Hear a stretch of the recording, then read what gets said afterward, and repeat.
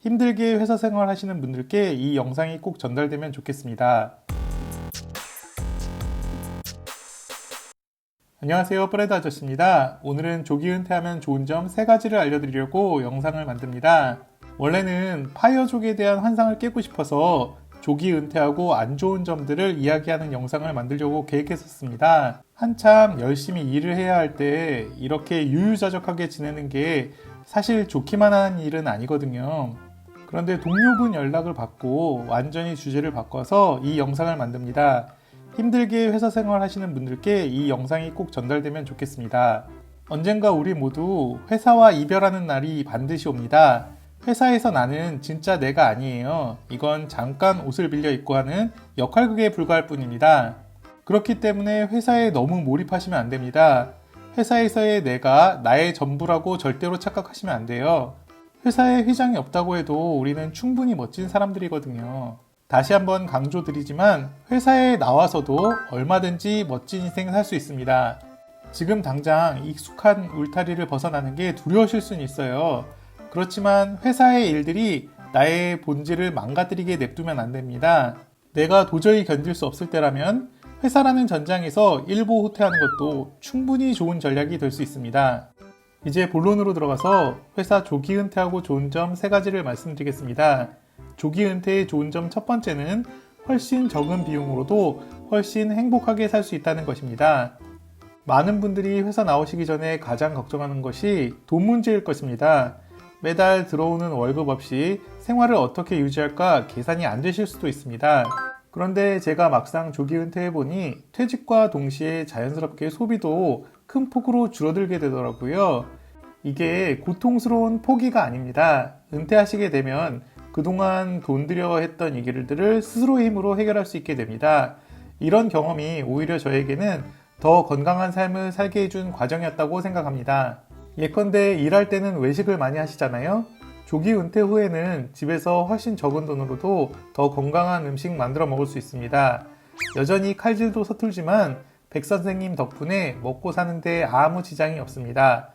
저 같은 경우엔 오래 묵혔다 그냥 버리는 음식들도 많이 줄였습니다. 아이 교육도 그렇습니다.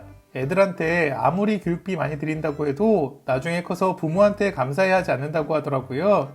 그래서 저는 아이한테 학원 다니고 싶다고 간절히 부탁했을 때만 학원에 보내주기로 약속했었습니다. 대신 학원에 안 다닐 때는 매일 아빠한테 과제 검사도 받고 아빠가 하는 수업도 들어야 된다는 조건을 걸었었죠.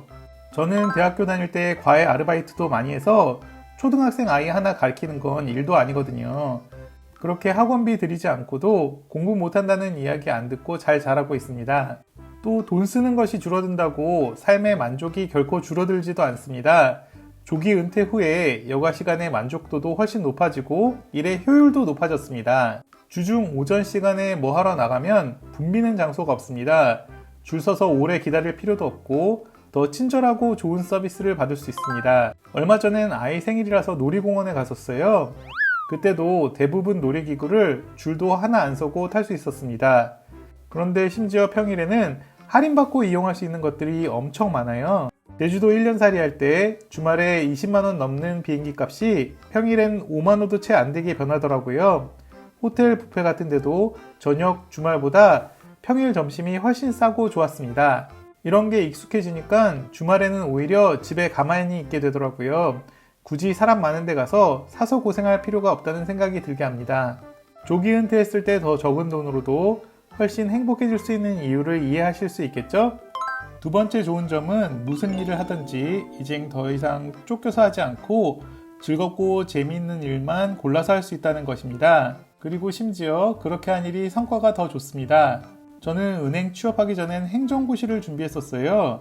그때 신림동에 고시원방을 하나 얻어서 독서실에서 거의 살다시피 했었습니다. 그럼에도 고시 준비에 온전히 집중하기가 힘들었습니다. 친구들, 동기들 하나둘씩 좋은 직장 얻었다는 소식을 들으면서 저만 혼자 기약 없이 공부에 집중하는 게 좋은 선택이 아니었다고 생각합니다. 미래가 불투명하니까 공부하는 시간보다 방황하는 데 에너지가 더 많이 들어가더라고요. 결국 아무 성과 없이 2-3년을 허비해버리고 늦은 나이에 은행에 취직했습니다. 조기 은퇴하고 나서는 고시 준비할 때와 달리 무슨 공부를 해도 훨씬 더 잘 됩니다. 이 영상에서 설명드린 것처럼 저는 퇴직하고 컴퓨터도 재미있게 배웠고 지금은 세무사 공부도 재미있게 하고 있어요. 원래 머리 좋은 사람이 노력하는 사람을 이길 수 없고 노력하는 사람이 즐기는 사람을 이길 수 없다는 말이 있잖아요. 조기 은퇴를 하고 나서는 억지로 쫓겨서 배우는 건 하나도 없습니다. 그냥 재미있으니까 공부하는 겁니다.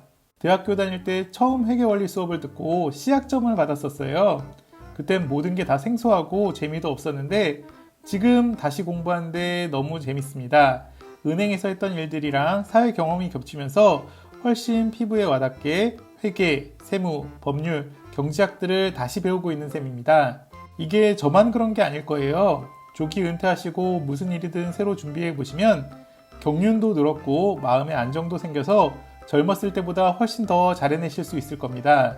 마지막 세 번째로 사람들과의 관계가 훨씬 즐거워집니다. 제가 사회생활하면서 느낀 점은 세상에 진짜 나쁜 사람은 그렇게 많지 않다는 것이었습니다. 다만 우리가 사회생활하면서 인간관계에서 어려움을 느끼는 건 사람들 사이에 적당한 거리가 유지되지 않기 때문이라고 결론을 내렸습니다. 나랑 잘 맞는 사람이 있을 수 있고 아닌 사람도 당연히 있어요. 그런데 사회생활을 하면 안 맞는 사람하고도 일해야 할 때가 많이 있습니다. 하루 이틀만 하고 말 거라면 그런 사람들하고도 충분히 잘 지낼 수 있을 겁니다. 그런데 몇 년 동안 매일매일 봐야 한다면 쉬운 일이 아니겠죠? 저도 쉽지 않았지만 상대방도 똑같은 생각을 했을 겁니다. 그런데 조기 은퇴하시면 이제 그런 일이 전혀 없어집니다. 사람 간의 거리를 내가 능동적으로 조절할 수 있어요. 설령 나랑 안 맞는 사람이 있더라도 적당한 거리만 유지하면 그 관계가 서로에게 나이스해질 수 있더라고요. 은행에서 일할 때는 사람 스트레스가 제일 심했었거든요. 그 여파로 퇴직하고 나서도 1, 2년은 사람들 만나는 걸 피하게 되더라고요. 그런데 지금은 아주 많이 편해졌습니다. 심지어 예전에 일할 때가 그리워진 때도 생기더라고요. 사람들과 적당한 거리를 유지하는 게 원만한 인간관계를 위해 정말 중요하다고 생각합니다.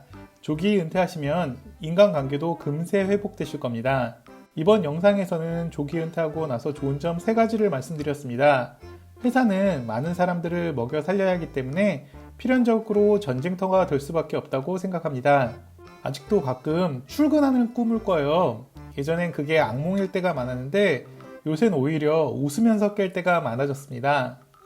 회사는 세상의 전부가 아니에요. 그냥 그때의 나를 먹여 살려준 고마운 정거장이었다고 생각합니다. 혹시 지금 회사의 상황들이 나에게 심한 상처를 주고 심지어 나를 망가뜨릴 수 있다면 그때는 주저하지 말고 회사와 헤어져야 합니다. 그 과정에서 많은 상처들이 생길 수도 있어요. 하지만 모든 건 다 지나갑니다. 저도 은행 생활하면서 좋았던 일들만 있었던 건 아니었는데 지나고 나니까 좋은 일들만 기억에 남더라고요.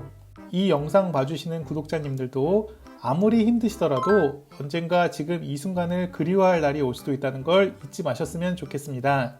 This too shall pass away. 너무 힘들지 않게 하나라도 더 좋은 기억들 만드시면서 회사 생활 하시길 바랍니다. 오늘도 화이팅입니다.